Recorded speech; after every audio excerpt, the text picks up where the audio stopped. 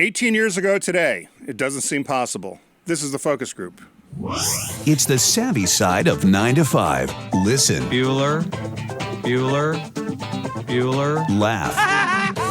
And learn. Negotiation. This is what you do in business. This is the focus group with Tim Bennett. Staunch. And John Nash. Keep your clothes looking neat and clean. We're all business. Except when we're not. Hello, welcome to the focus group. Tim Bennett here, as always, with my good friend and co-host, Mr. John Nash. We are the focus group. Be sure to go to focusgroupradio.com to learn all about us and all of our shows and podcasts in both audio and video formats. A lot of people keep asking where to find us, but that's the best place, focusgroupradio.com, because the podcast is there, which is our Tuesday podcast, TFG Unbuttoned, and then our show in this form, a video and also an audio version, which you can also grab through SoundCloud. So and thanks. iTunes and Spotify. Yeah. Everywhere. iHeartRadio. Yeah. So today is September 11th, and I was shocked when I looked at the date and saw it. And 18 years ago, obviously, we would not be sitting here because we were in the midst of a horrible attack on New York City. And the Pentagon. Yeah. The Pentagon. But I started thinking, and I thought, I remember exactly where I was that day and what was going on. I went to go get a tooth fixed, so I had stayed home, and I was going into work late. And then work had called, and they were closing. But that 18 years went pretty quick. Did it for you? I was trying to... Yeah. That's a long time. Yes. And, you know, I was down at the World Trade Center Memorial recently, which opened in stages. First when they cleared the site, which was just, horrific. Then eventually they built the reflecting pools with the waterfalls, and then the Freedom Tower was going up. You used to only be able to access the memorial through tickets and through I was going to ask, so do you still have to do that? No. It's a plaza. You could just walk in as you please. But it was very solemn back. I remember the day that I went for the first time. It was at night, and there was construction all around, and there's noise from the West Side Highway. But when you're there at the pools, the waterfall things, utter silence. All you hear is the water. It's beautiful. And then we walked around, and I knew the co-pilot of the plane that hit the Pentagon, an acquaintance. And it's weird to find someone's name and etched out. Now you go down, and it's selfies and groups and selfie sticks and people smiling. So and it's such a revered spot. Well, it's now a destination. And if you want to smile and take pictures, great. But for New Yorkers who went through that whole thing, it's kind of weird, because a woman did say to me, it's kind of weird to see all the smiling and picture taking at what is basically a memorial, right? And so 18 years, to answer your long way of answering your question, it went by in a snap, and suddenly now we have a destination, no longer a site of a horrific attack. I will say, people that exit the museum, there's a 9/11 museum, which we all need to see it. Those people exiting are very quiet and very solemn, because the museum really, really rips you up. I need to do that. I haven't done that. And I was wondering about the park. And so the Freedom Tower, which is actually taller than the World Trade Center, right? I assume that's all occupied, is it? Or? Mostly occupied, yeah. And it's, by the way... You've been to an event there, haven't you? And what do they call that, Oculus or something? Or what is that thing called? The Oculus is this really cool, looks like a rib cage of a whale or something. That's a shopping arcade down at the base. And then One World Observatory is the top. And that's Have you been up there? Yeah. So our friend Paul Hagen at Metro Source had an event there last Pride. You get off the elevator and you're greeted with a stunning view. You could see all the way up. See Connecticut. You could see planes landing at JFK. You saw Jersey. But you actually called me on 9/11. I don't know if you remember this. It was after you learned that the Subaru offices were closing and you were home, and you actually got through to our phone. I was at the time, Greg and I had Moon City. The 26th Street, weren't you? 27th, very good. 27th and Broadway. And we were all kind of working. You got through, and you're like, are you okay? And then I think you either called before the second tower collapsed or afterwards, but I'm pretty sure it was before the second tower went down, because there was this time span. Right, and you were up on the roof. We went up on the roof, and we actually saw the second tower just pancake, and it looked like we were watching Die Hard or some kind of weird action movie because it was so crystal clear, the air was calm, and whoosh, that thing goes. It was horrific. My mom had called me. She was the first call. She'd call me right away because I used to take that flight out of Dulles to L.A. all the time to do shoots with TV commercials, and it was one of the few non-stops for United. Philly ran very few and too difficult to go to New York, so sometimes I would do the D.C. thing. And my mom called. She was very emotional, upset, and I was okay until I started hearing where I lived in Philly, the F-15s flying over the house, or F-16s, whatever they were, and it was like an earthquake. I mean, the house, I lived in a little row home, but the windows are rattling, everything was shaking. I went and I'm watching these planes because essentially what they did between D.C. and New York, right, they were constantly flying these military sorties. So that's when you knew it was a real thing. And that night, like, Manhattan it took a while for New York to come to a screeching halt. I mean, it took half the day. Yeah. The trains were running.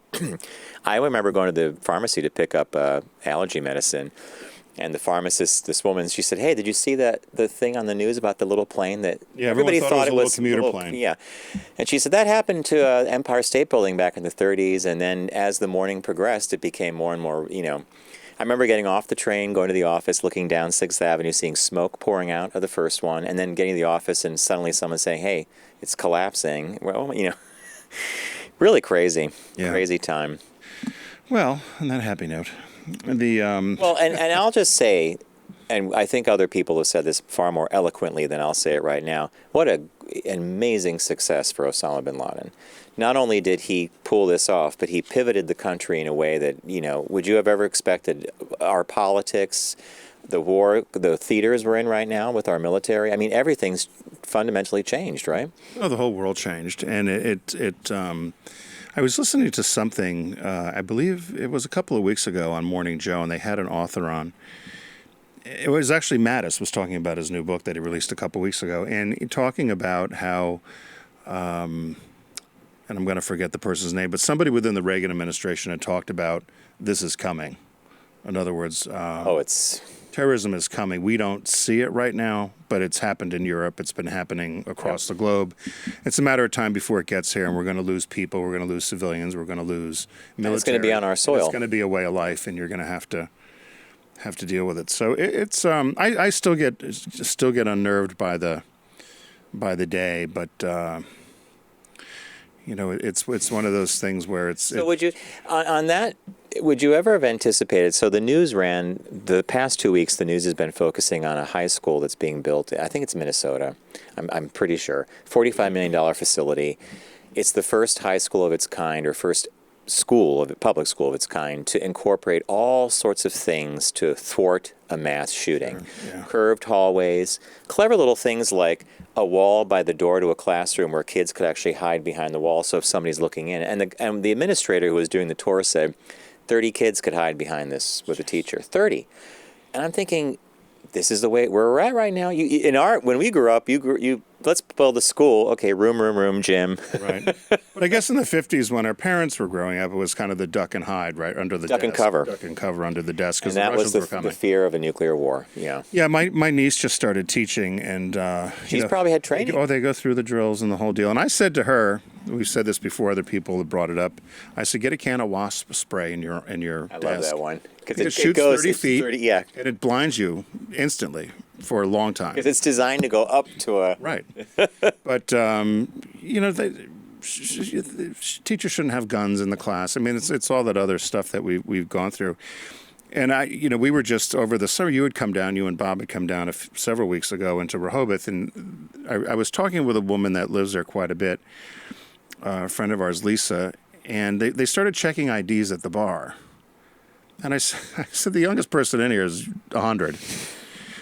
But they're doing it to get a count of people because it's such a big resort area and popular resort area, and it was a popular bar and destination, and so they're just collecting names of who's coming in. It's not just make sure you're 21. And I started thinking about it, and I thought, again, here we go. Right, Big Brother's checking to make sure who's in there in case something does happen. It could say they have a list of who's here. Yeah. And because I was wondering about it, but different world. That's why everybody's cloistering. You know, Faith Popcorn said this in the. Do you know? Remember Faith Popcorn, that futurist? In fact, I She's haven't still around, by the heard way. the term futurist in a while, but she is the preeminent Yeah. futurist, right? I follow her now on the Instagram, Do you really? and you know, she had said a long time ago we were all going to cocoon, Yeah. and she predicted that 20, 25 years ago, and she's pretty much. She's not far off the when you can buy a 50-some inch flat panel TV, which is almost like a cinema screen in your apartment. And proof's in the pudding. This summer, Hollywood had some of the biggest blockbuster movies out. Attendance was generally not what it was last summer. Do you know people go to the movies? No. You wait. Oh, I do know a couple of. You wait for something to come on Blu-ray, and I still do go to the movies. I like the experience. It's expensive, you know. So, yeah. Well, you have your AARP card, John. You get a discount. I don't know if you know that. Do you have your ARP card? I don't have an ARP card. No, You didn't get it? because You every get a free donut at Dunkin' Donuts okay. every day. That's you go. Well, I have to find the Dunkin' Donuts here in Manhattan aren't exactly. We drove cross country, by the way. That's where we got I got 15% off all our hotel rooms. Oh, I know you did using great. You did great. The ARP card. I looked at all the brands that give discounts, and only one or two are actually brands that I buy or shop. So I'm resisting for a few more years. But was it? How much is it I'm a going year? to sign you up for your birthday. 25. Was it $25 or something? $15, I think. I'm going to get Even you. cheaper. It's even cheaper than I thought. Get a tote. It's even cheaper than I thought. Yeah. So what caught your eye this week? What caught your eye? Here's what Tim and John found. This one, I don't even know how to categorize this, but the headline will kind of tell you everything you need to know. Harry Potter books removed from school library because they contain real curses and spells. They do. A Roman Catholic school in Tennessee has banished J.K. Rowling's universally popular series of Harry Potter novels from its library shelves after its pastor took exception to the portrayal of magic, warning, the spells and curses the author describes are real and risk conjuring evil spirits. The Reverend Dan Rehill explained this decision in an email to the parents of students at St. Edward Catholic School in Nashville. How appropriate, right? My name, I mean, it's the music capital, declaring that he had consulted with exorcists in the U.S. and at the Vatican before outlawing the 7-volume tale of the boy wizard's career at Hogwarts and his battle against Lord Voldemort and the forces of darkness. So The Vatican's going to discern between truth and fiction. how does this go down? You're sitting in a room, you're in Reverend Dan Rehill's office, and he says, gosh, this Harry Potter, these spells are going to turn kids into devils and satans. I better call the Vatican and see what their chief exorcist. Did you know that the Vatican had exorcists on hand? Like people, I mean, in the movie, right, The Exorcist, you think, oh, okay, yeah. It's like being a weatherman. So it turns out that each pastor has the canonical authority to make such decisions for the parish school, said the librarian. Children are still encouraged to read Harry Potter if they want, but they just can't get the book out of the school library. And she finishes, we really don't get into censorship. Really? So, yeah, he feels that the spells and the mumbo jumbo in Harry Potter, and I don't mean to insult Harry Potter fans, but let's face it, she wrote a book and she made up spells. It's not like she went to some kind of book over in the corner, the book of don't ever open it. Like, you know, it's not like Samantha from Bewitched or something, right? I always wonder with all of these people, you're running a school. Do you have anything else to do? Running the school besides going down to the nitty-gritty level of saying that this book is filled of spells and going to turn kids into the devil. But he said something about the curses used in the books are actual curses and spells, which when read by a human being As opposed to a dog. as opposed to a cat or a dog, risk conjuring evil spirits into the presence of the person reading the text. The Reverend Rehill wrote, apparently in all seriousness. I love the way the reporter did that. Yeah, this is a first for me. I haven't heard anybody complaining about, That's the first I've heard Harry of it. Potter, but I thought you'd get a kick out of that because that's Crazy talk. that's caught my eye. What caught your eye? Crazy talk. So mine was, this had popped up on the screen. I think it actually came through either Yahoo. Did you have Yahoo as a kid? Yahoo. Did you like Yahoo as a kid? The chocolate milk. drink. We weren't allowed to have it. Why not? Oh, it was chocolate milk. I told you our house had no soda, no chocolate milk. We were only allowed sugar cereal once a month. Woo. And then my mom will say to you like, "My children knew nothing of what is Store-bought goods. Store-bought baked goods." And then you're like, "Wait a minute! I saw an Entenmann's box." Go, no. I never had a baked good out of there either, Mrs. Nash, at the time. Never did at the time. You never had a baked good. That's true. We were going to McDonald's. Yeah, and I remember that when you were going to buy my mom because she brought up a rhubarb pie to the house or something. And then peach cobblers. And you're like, "Oh, I love a peach cobbler." And she goes, "Well, Tim, my children knew nothing of store-bought goods. I baked all the time." Well, because you had that rhubarb grow in the yard. I said, "Oh my God, I love a strawberry rhubarb pie." Not till you've had mine. And then you said, I make the best. Then you said, I know what to get. You're going to get her a marble pastry board thing and a rolling pin. And I just thought, don't even bother because you're seeing a one-off. You didn't know what to get for Christmas. You didn't know she was such a baker. Apparently, the goods never made it to you. They went to her classroom. So this one is, the headline is Barbie debuts a Rosa Parks doll as part of his series honoring iconic women.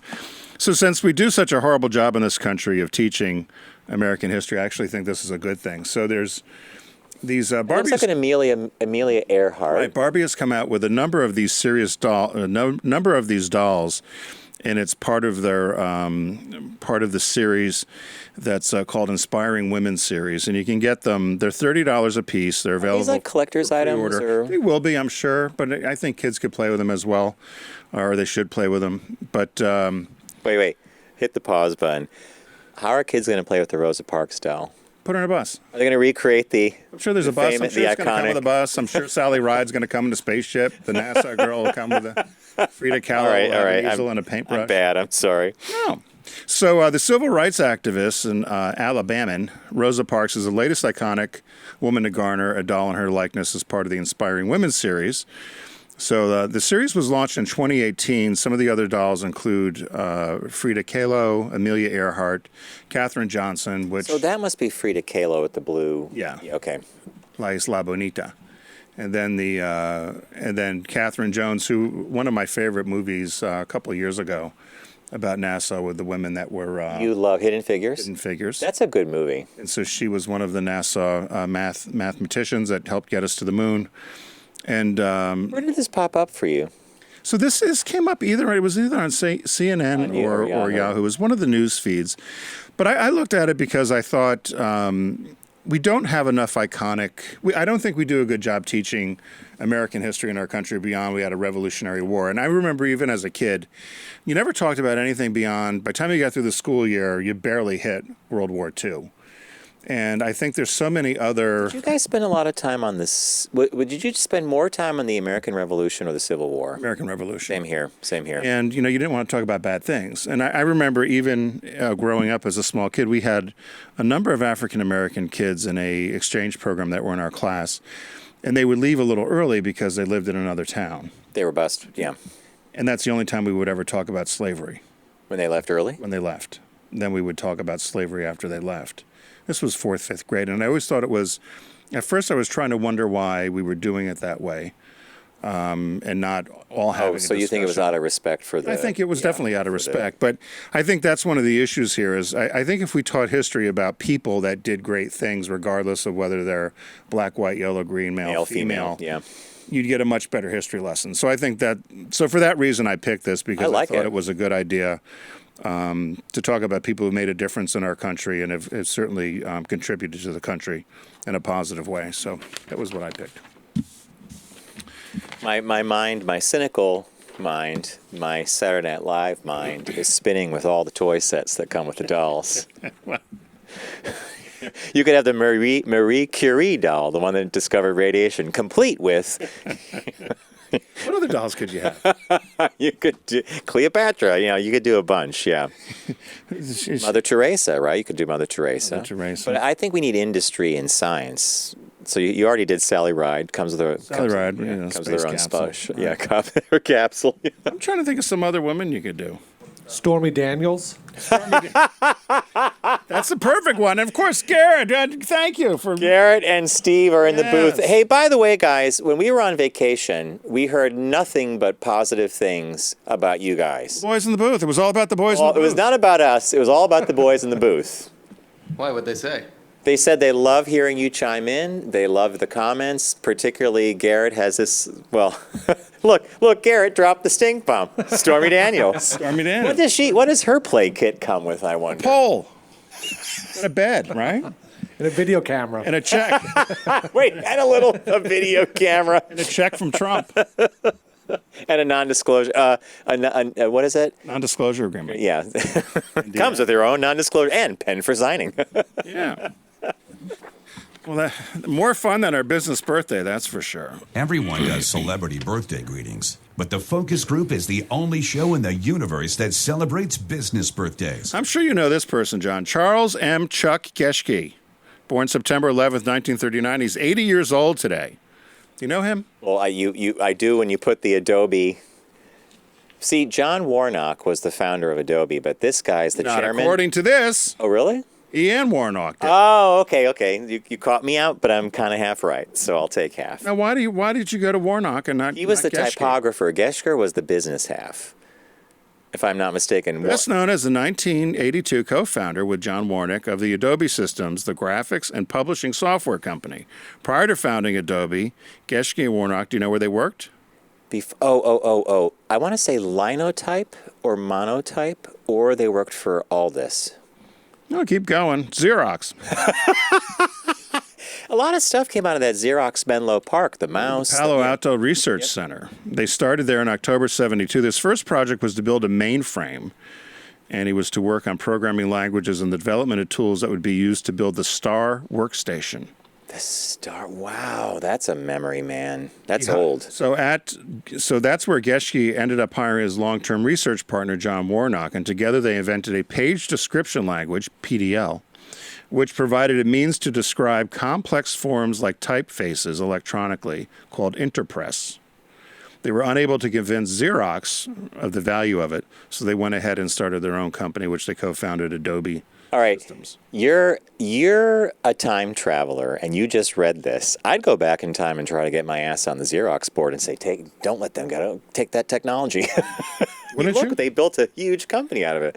Yeah, no, and then obviously they built, as you said, a huge company. Geschke was the chief operating officer from 86 to 94, and then from 89 to 2000 he was president. He retired in 2000, shortly before his partner Warnock, who was CEO, left.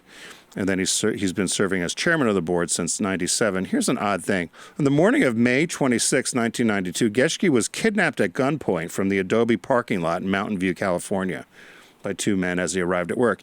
He was held for 4 days before being recovered from a house in Hollister, California by the FBI.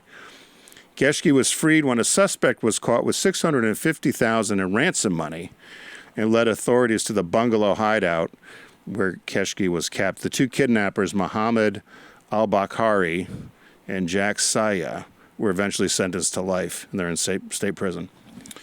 Geschke's, of course, he's earned many honors and accolades, sits on many boards. Okay, that last bit is total news to me. Was it news to you when you read that about the kidnapping? Yeah, well, that's why I like sometimes they do throw in interesting little Holy facts. crap. And the only reason he was targeted was because they knew that the company was probably going to pay that money to get him back. Yeah, and that's why, friends of mine that have worked at in senior levels at very big American companies, whether it's Apple or it's General Motors or ExxonMobil or something, when they have traveled overseas, they're given security for that reason, if they're at senior level jobs, because you kidnap somebody. You kidnap the executive vice president or the CFO or the CMO of a major billion-dollar U.S. company, and you're some third world country. What are you going to do?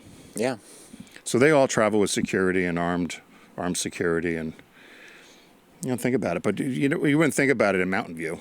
And I rarely think about that whole topic you just lighted on very briefly at all, but certain people in corporate land definitely think about it, the security issues for the executives, right? Yeah. I mean, even Subaru at times when we would do things around Detroit, I was very aware of traveling in a pack, make it a little easier to move around. Multiple flights, and put executives on different flights, but also different people going in mass, almost like a little posse. But yeah, I didn't. I was having this argument with somebody. They were talking about. I was talking about Michelle Obama and a few other people. How it's still probably difficult for them to just go to the store. And they said, oh, no, it's not. No, it's not. And I said, I do think it is. And I don't have a problem with them having security. I said, because some nut decides he wants to harm or kidnap, Laura Bush or one of the Bush kids or one of the Obama kids or something. Still, even though they're not in office, right, what are you going to do? So I believe the security is important. Just me. So, hey, if you're a fan of our show, you know that one of our partners here for quite a while is one of our favorites, Deep Discount. And if you go to focusgroupradio.com and click on the Deep Discount logo. Arr, I got the shark in. Sharky the shark. Maybe he'll join us another day. Random puppet appearance. Random puppet appearance. So own your passion over there at Deep Discount.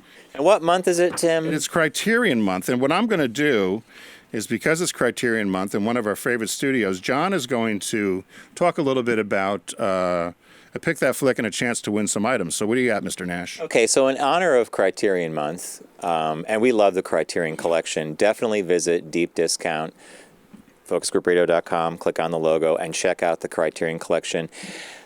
They curate the best movies, and when they reissue the movie, it's usually a beautifully cleaned up print along with a lot of behind-the-scenes information, directors' interviews, actor interviews. And that's actually, for me, a lot of that stuff really, really enhances the movie to see how some of these creative decisions are made. So they gave us some movies to give away to you guys for the month, for Criterion month, and our first giveaway is going to be the movie Clute, starring Donald Sutherland and Jane Fonda. In fact, Jane Fonda, I believe, won an Oscar for this movie. So here's Clute. You know how old the movie is? Guys, could you zoom in on that? I want to say it's 71. Yeah. I've not seen it. Have you? Yes, I have. I figured it's your type of movie. I love Donald Sutherland. This is a young Donald Sutherland. He's great. So this is a Blu-ray, and what we're going to do is this. Garrett's going to play an audio clue in a moment. If you know the title of the movie this clue comes from, drop us a note at letters@focusgroupradio.com. It's letters@focusgroupradio.com. Include your name, and if it's an email you don't check too often, we all have those email addresses we use for contests and for promotional stuff. Be sure to include your mailing address, because sometimes we've had people win that have never gotten back to me, and I want to be able to send them something. All right, so Garrett, play the clue for us. Gentlemen, I want you to make an investment here. An investment in steam control. Now, when I was on Sirius, I'd start giving hints, and Tim would go, no. And I'm not going to give one hint, except I'll say, let's play it again. Gentlemen, I want you to make an investment here. An investment in steam control. All right, if you know the name of that movie, letters@focusgroupradio.com for your chance to win a Criterion disc called Clute, great movie with Donald Sutherland and Jane Fonda. And we're going to have 2 or 3 runners up, and they're going to get Focus Group Radio socks. So if you don't get the movie, you might get a pair of socks. Purple socks. Purple socks, yeah. So aside from the Criterion month and the giveaway, there's also being released shortly on September 19th is the iconic Sega Genesis mini console. And it returns in its miniaturized version along with 2 classic 3-button control panels. Were you a Genesis kid? I think it missed us a little bit. It slightly did, because it came out in 89. So this would have been like after college, and you would have definitely wanted one to hang out in the apartment. I couldn't feed a cat, let alone buy lots of. There are this Sega mini console they're doing. It's like a reissue. Comes complete with 40 games, including Tetris, which is one of my all-time favorite games. Is Tetris. Keep an eye out for it. Deep Discount's going to have it when it comes out. It comes with 2 classic 3-button control pads as well, and comes with everything you need to just plug it into your TV. And yeah, see how it says pre-order. It's coming soon. Coming soon. But I went to the site for it, and they listed all the games, and I recognized many of them. And these are the games that I would like to actually play. They're simpler games. Not all shoot 'em up. Exactly. And what's the release this week? The release this week is Parabellum on Blu-ray. Super assassin John Wick, Keanu Reeves, has a $14 million price tag on his head after killing a member of the High Table, which is a shadowy international assassins guild. I like that name for the High Table. High Table. Now excommunicado. Now excommunicado. And with an army of the world's most ruthless hitmen and women on his trail. He must find a way to survive in this third chapter of the adrenaline-fueled John Wick's a action series. very popular movie series, right? It is, and I haven't watched a lot of these in a long time. I mean, when I do, if I go to a friend's house and they have them on and I watch them, I enjoy them. But I don't really search them out. But I know a lot of people love this genre of Well, it's films. Keanu Reeves as well. So, hey, once again, visit focusgroupradio.com, click on the deep discount logo. It's a shark, and it's called Sharky the Shark to begin your savings. Criterion month, we're giving away a copy of Clute. The movie this week was John Wick Chapter 3. And keep your eyes peeled for the miniaturized Sega Genesis coming back out soon. Garrett, what do we say? Thanks, Deep Discount. Everybody loves the boys at the booth more than they love us. Well, they're gonna let That the came boys up in the quite booth do the often. show. They're I like, know. well, you guys, they should have more. Well, when someone says to you, they should cheers. have more airtime, you're like, whoa, Willie. We'll have to get two people to work the booth. All right, we're going to be right back after this quick break with some shop talk for you, so stay tuned. You're listening to The Focus Group with Tim and John. Learn more at focusgroupradio.com.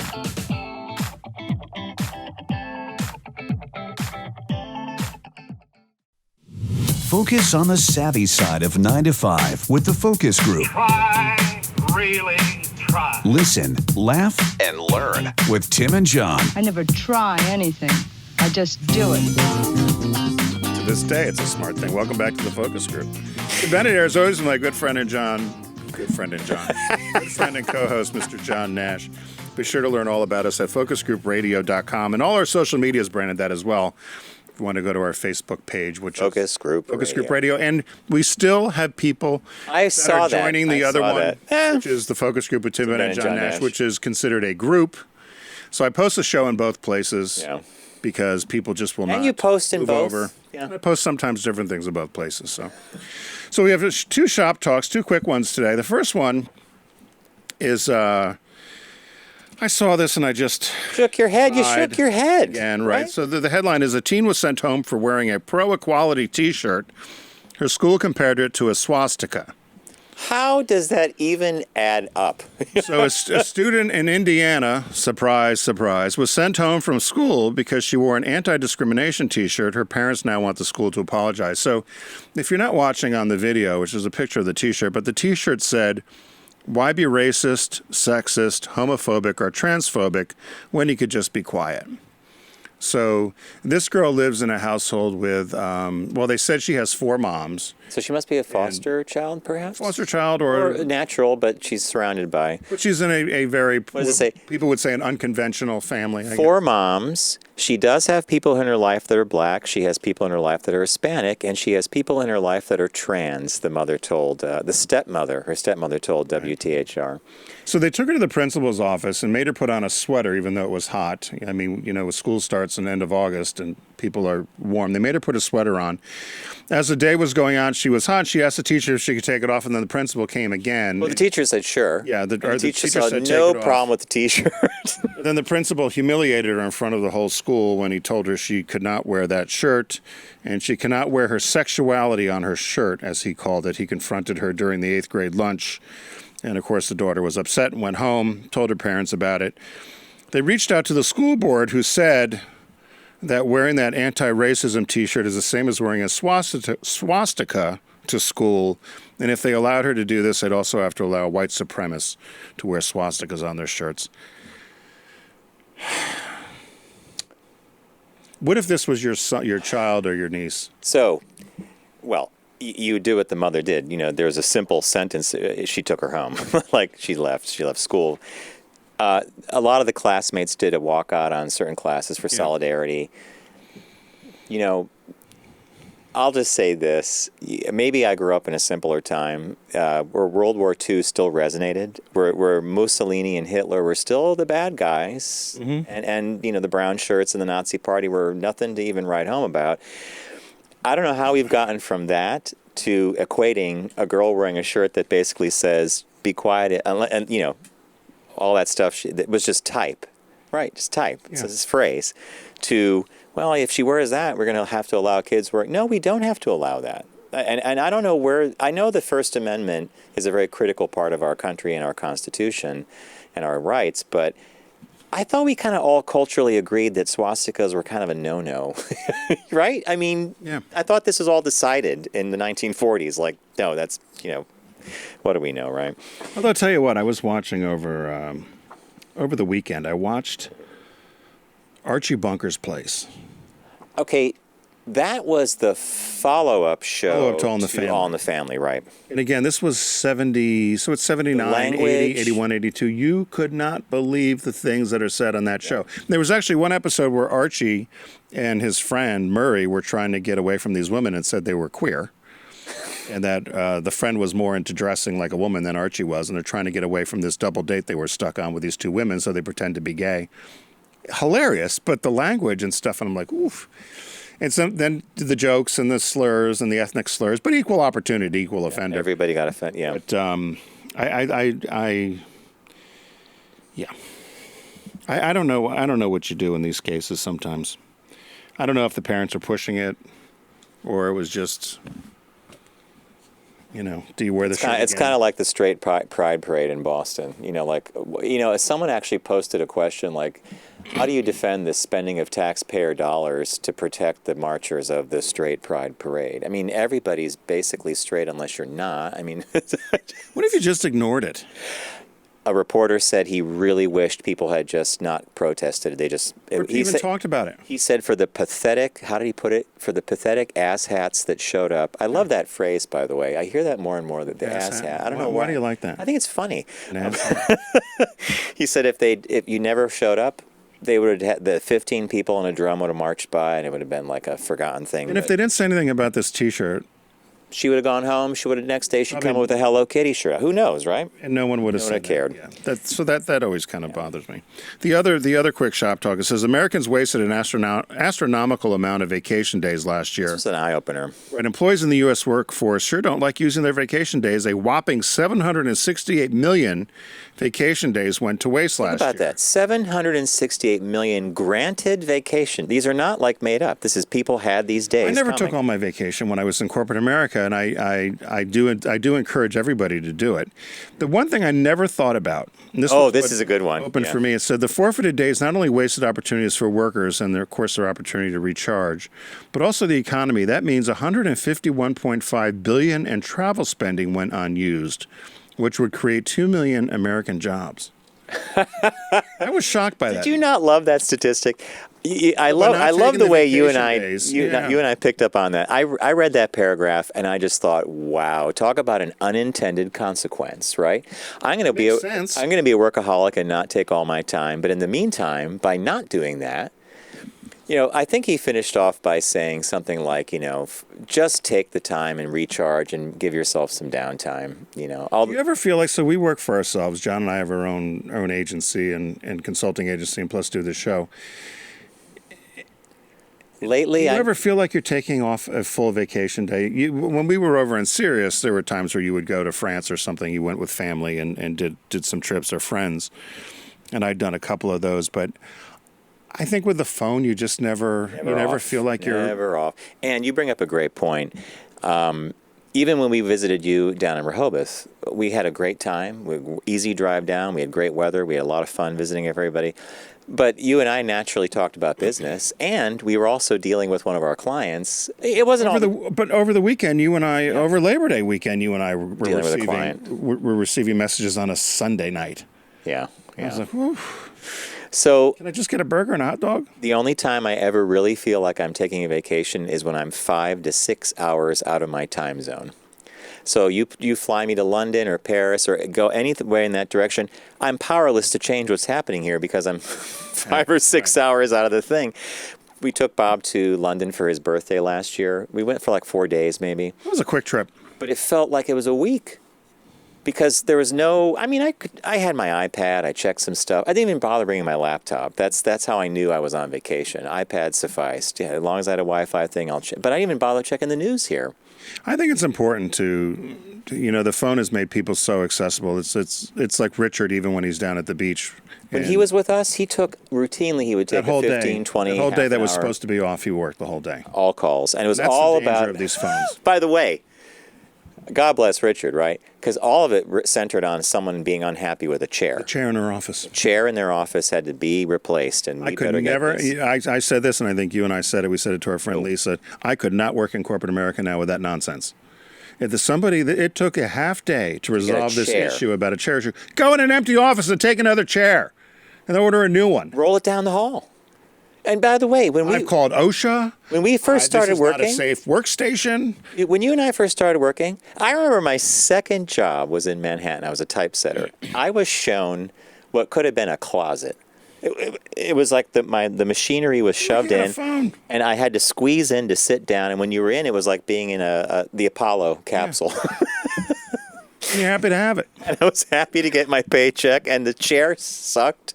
It always had the broken lever that dropped down. You know, you'd be working, and suddenly it would just drop, and you'd laugh. And there was a secretary around the corner. I said, "What's her name?" She was so funny. Chair drop again? Now, if we go back in time, who do I call? Who could I sue to get a new chair? It's just crazy. It was like that employee I had. It was his paycheck for the year was off 23 cents. 23 cents. He had gone down. He looked at his year-end statement, said it was off 23 cents, wanted me to have it corrected. I said, well, I flipped a quarter at him. You did not, did you? I said, this is easier than you going to get everything reissued down in human resources. And then I got in trouble from HR for being flip about it because he had gone out and compounded that 23 cents over his remaining if he stayed there another 20 years, and that would have equated to 200 and some dollars. I was like, you got to be kidding me. But, yeah, that stuff drives me crazy. Okay, just to finish that one, if someone has the time to take out 23 cents on compounding, over the year. Are they doing their job? So he lost, 2 cents a month about. Oh, my God. Right? It was off 2 cents a month. So, yeah. If you knew the guy, you would not question it. I think your response was, now maybe... I literally went like this. I opened it. Maybe, yeah, see, you did the Bennett. Maybe if you had talked to him and then said, hey, why don't we resolve this by me giving you this quarter? No. It could have happened Let's resolve it by me giving you this. Listen how reasonable I that dug in my pocket right? and I went flip. No, I know how you desk. Get out. Here's your 23 cents. Leave me alone. Yeah. He went trot right down to HR. Got a note. Bennett flipped through a quarter. Did you throw a quarter in? See, it wasn't. It flipped it. It was by the time he got downstairs, it was thrown. What did the HR person do? Laugh. He's been an issue since he's been here. But she didn't laugh in front of him. No. Later when she with came me, up, with me they were laughing. You got your dressing down. When I was told I was inappropriate. Hey everybody, we want to thank you for joining us today. Thanks to Garrett and Steve in the booth. Thanks to all of you for tuning in and downloading, liking, and sharing. Remember, it's focusgroupradio.com. That's the URL for everything you need to know about the show. And a big thanks to Deep Discount. It's Criterion month. Go to Criterion. Oh, sorry. You could go to Criterion, go to Deep Discount first, and go to their Criterion site. We're giving away a copy of Clute. If you want to rewind the show and find out how to win it, go ahead. It's back at the Deep Discount section. And there you go. Don't text and drive. Always arrive alive. I added the always part. It's a little flourish, an audio flourish. We're going to see you next week. An audio flourish. It's The Focus Group with Tim Bennett and John Nash. Accessible on all platforms. Subscribe, like, and rate us on your platform of choice. Learn more at focusgroupradio.com. That was a stunning focus group.